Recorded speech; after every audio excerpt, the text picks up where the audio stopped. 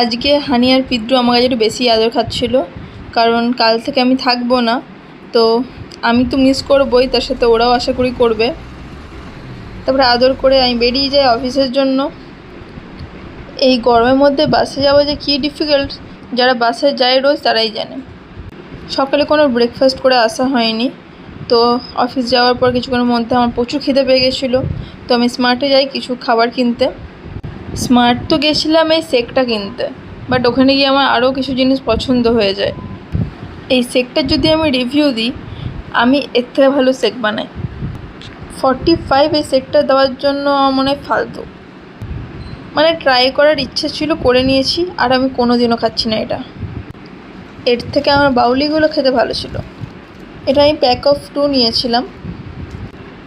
আমার বরাবরই বাউলি খেতে খুবই ভালো লাগে, বাট যা দাম সেজন্য আমি খাই না খুব একটা। একসাথে 3-4টে যদি খাওয়া হয় তাহলে মনে হবে হ্যাঁ কিছু খাওয়া হয়েছে। আরও একটা জলজিরা ড্রিঙ্ক নিয়ে এসেছিলাম, মানে ওটার রিভিউ আমি কী দেবো, এক কথায় ফালতু। তো ব্যাস, এরপর তো অফিস একটু লম্বাই ছুটি পড়ে যাবে আমার, কারণ এরপর আমি অফিস আবার আসবো সেই বুধবার।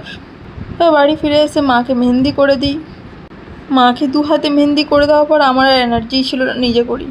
দেখি কাল যদি মুড লাগে তো করব। আমার কোথাও গেলে একটাই প্রবলেম, এই দুটোকে ছেড়ে আমি থাকতে পারি না। যতক্ষণ আমি অফিসে থাকি সবসময় মনে কখন যাব, কখন আদর করব। আমার খুব ইচ্ছা ছিল এদেরকে নিয়ে যাওয়ার, বাট এত দূর রাস্তা যাবে আসবে খুবই প্রবলেম হবে। বাবাই দেখভাল করবে এদের, আমার আর কোনো উপায়ই নেই।